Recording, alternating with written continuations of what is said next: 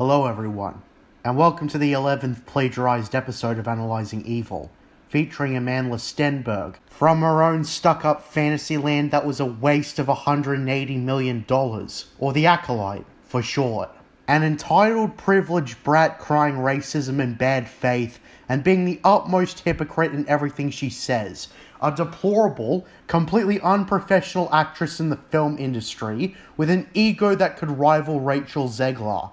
So without further ado, let's begin. Now I think it's important to reiterate from the Kathleen Kennedy video that most, if not all, the representation seen in Disney Star Wars is completely insincere. It's all done to check off boxes, given they commonly gaslight people as racist, and it's all a poorly strung along act to hide the fact that the only ones who are racist are them, since there's a proven bias against white males in the industry these days. And people like Kathleen Kennedy hide behind cherry-picked casting choices, such as Moses Ingram, to pretend that they are being inclusive, when in reality, she couldn't care less about racial equality.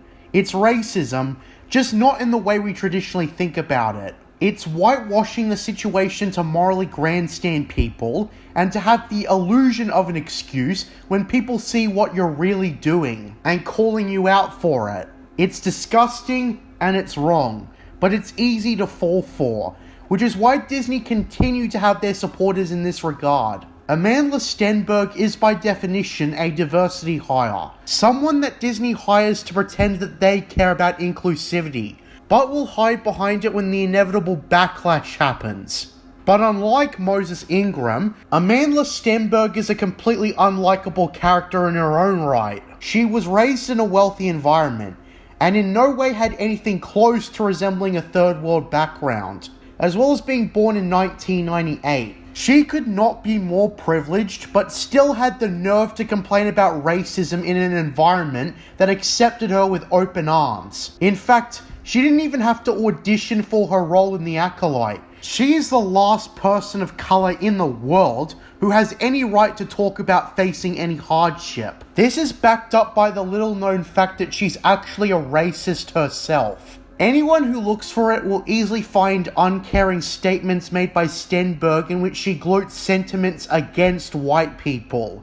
Of course, she was never held responsible because of the preconceived notion that racism can't happen to white people, just because they were the most dominant in a historical context. Which of course is a deluded mentality to have. It's gotten to the point where actual bigots felt comfortable publicly tweeting their resentment towards Cameron Monaghan playing Cal Kestis. Extremely ungrateful of the fact that he's literally the exception rather than the rule in Disney Star Wars. And unlike Moses Ingram, Disney never made a tweet defending him. Instead, it was up to content creators to defend Cameron Monaghan and the character he was playing. All of this background context really goes to show that Amandla Stenberg is not a victim of racist bigots. She is the racist bigot, but is using societal norms in this day and age to deflect it onto others. As scummy as it is, it works. And despite the fact that she should absolutely lose her job and position, she won't, because she's protected by those stereotypes and external perception. She's also been ridiculed for attacking the fans who hated The Acolyte,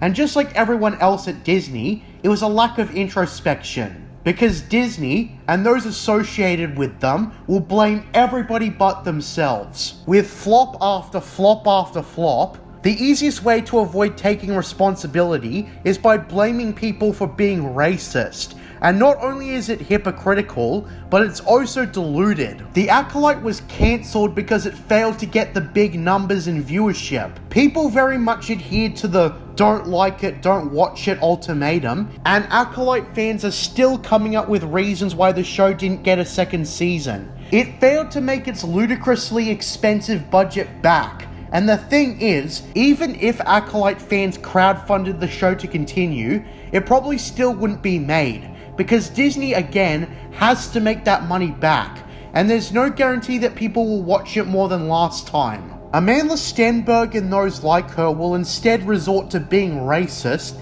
and blaming white people for the failure, because white people are so disgusting, right?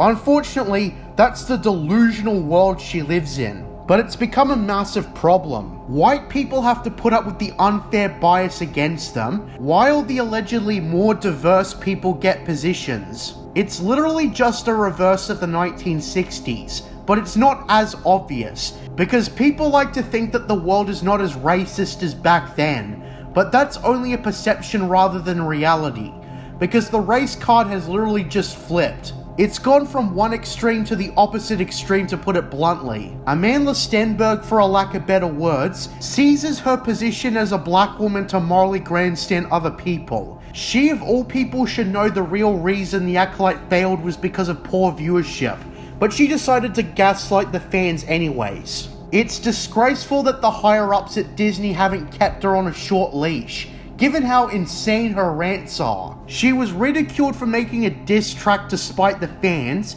and only contributed to the negative perception surrounding the show. I'd be tempted to say that people like Amandla Stenberg don't understand that doing shit like this only makes things worse, except that she does know that, and she relishes in it. Brushing off the Acolyte backlash as plain racism is inherently dishonest, because as I've demonstrated, the show, and the people who made it, are far more bigoted and spiteful than people might think. This level of race baiting is pretty much the main form of racism these days, especially in the West. Amandla Stenberg is a terrible actress in The Acolyte. She was criticized for a lack of emotional range throughout the course of the show, and she had one of the worst responses of any actor or actress I've seen since Rachel Zegler. She's an incredibly privileged person who decided to be a brat by trying to sell the opposite of her circumstances. It also gets annoying that the excuse is always the exact same, word for word. It's how you know none of the artificial representation is sincere,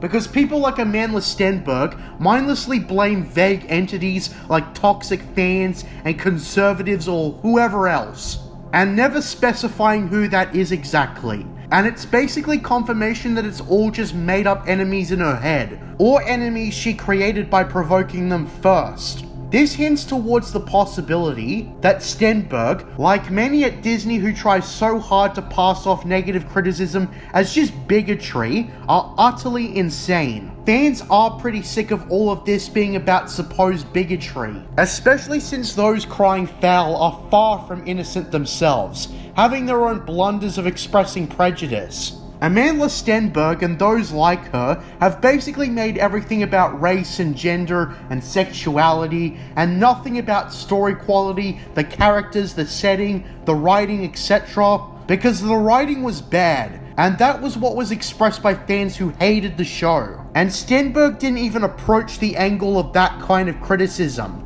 Instead, she just lumped everyone as racist bigots, even though she was a bigot herself. Now, while she did not write The Acolyte, she was perfectly complicit in it, and the goals Harvey Weinstein's personal assistant had for it. Leslie Headland is very much the hypocrite herself, but Amandla Stenberg stands out in her own right, as it's common knowledge that an actor does play a hand in presenting a written character on screen, and Stenberg's performance was unremarkable and painfully dull. I should also mention how absolutely no one has tried to restrain her in how she responds to the predicament she found herself in.